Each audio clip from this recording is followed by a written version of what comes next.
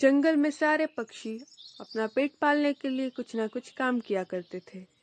उसी तरह कालू कौवा भी जंगल में अपना होटल चला रहा था।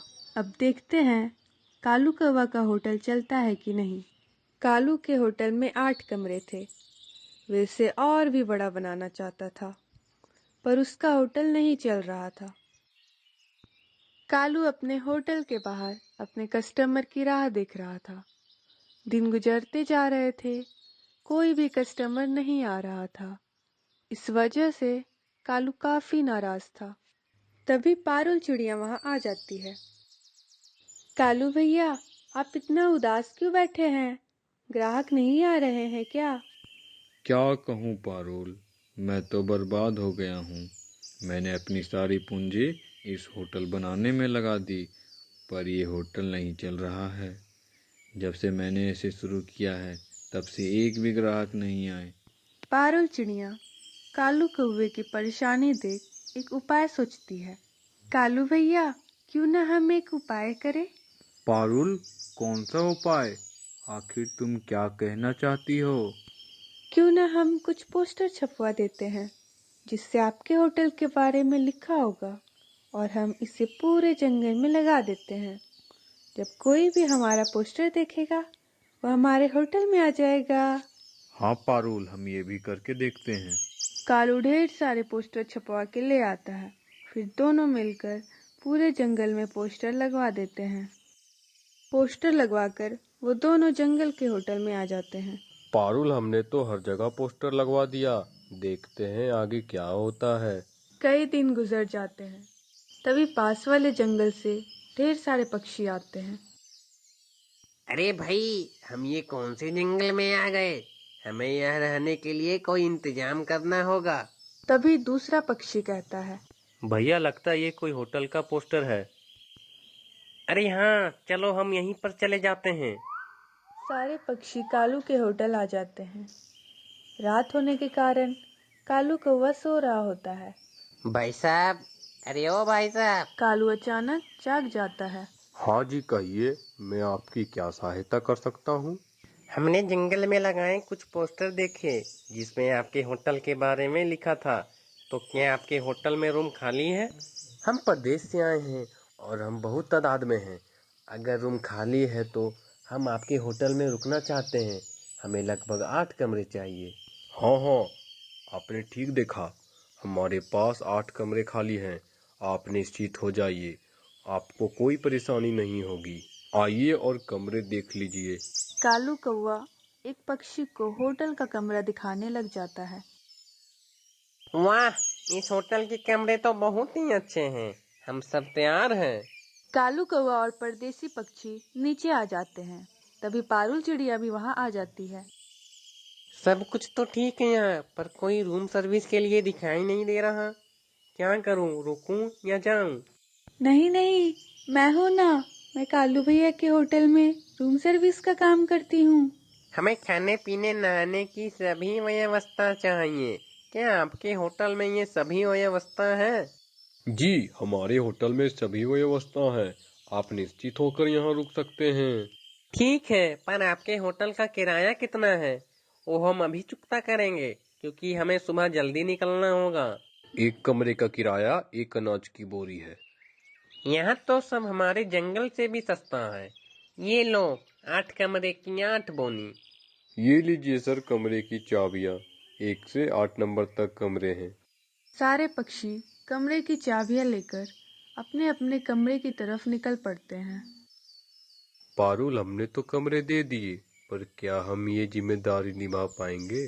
हाँ, क्यों नहीं कालू भैया, आप चिंता मत कीजिए। मैं हूं ना आपके साथ। मैं देखती हूँ जाकर किसी को परेशानी तो नहीं। कालू एक कमरे के सामने आ जाती है और कमरे का दरवाजा खटखटाती है। तभी अंदर से एक आवाज आई, कौन है? Room service sir. पक्षी ने दरवाजा खोल दिया। सर, क्या आपको कोई परेशानी है? हमें भूख लग रही है। हमने काफी यात्रा भी की है। जितनी जल्द हो सके उतनी जल्द खाने का प्रबंध करो। जी हाँ सर, हम जल्द ही आपकी सेवा में हाजिर हो जाएंगे। तब तक आप थोड़ी देर आराम कीजिए। पारुल जल्द से कालू भैया के पास आ जाती है। कालू भैया, अब हमें खाने का इंतजाम करना चाहिए। मैं मैना चिड़िया को बुलाकर लाती हूँ, वो खाने पकाने में बहुत एक्सपर्ट है। पारुल मैना चिड़िया के पास चली जाती है। क्या हुआ पारुल, इतनी रात को तुम यहाँ कैसे? कोई परेशानी है क्या?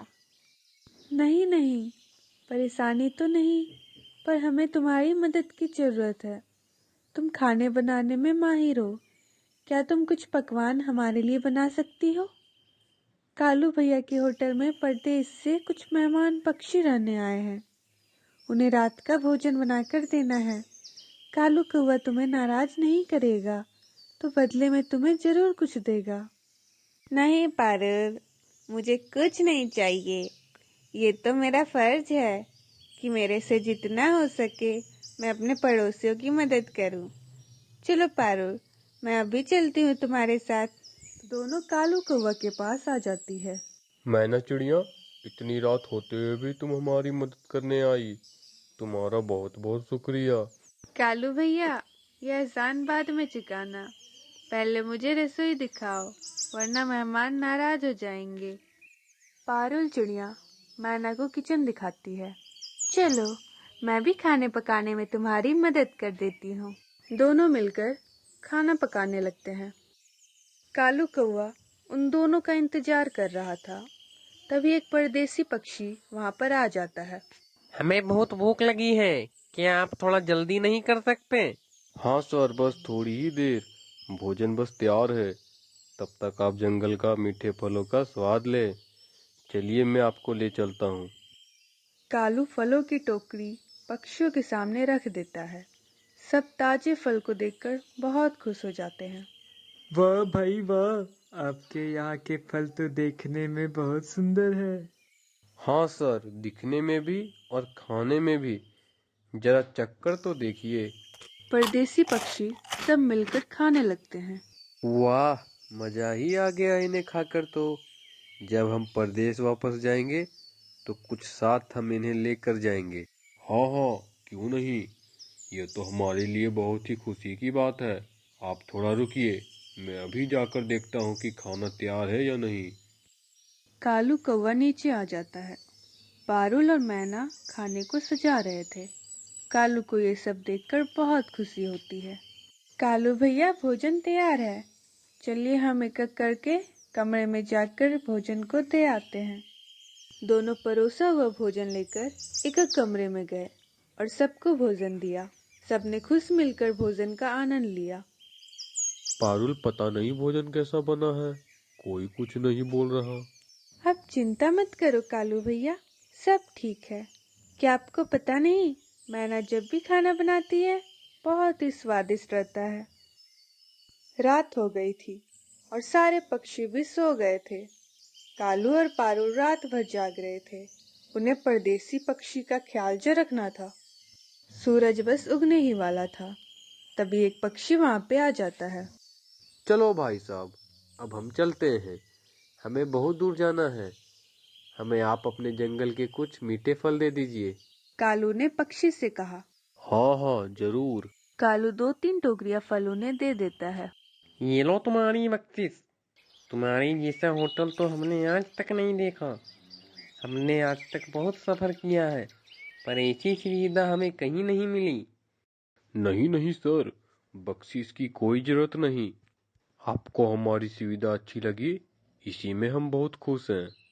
तुम्हारा अच्छा स्वभाव हमें बहुत पसंद आया। रख लो बख्शीश, ये 8 बोनी अनाज है।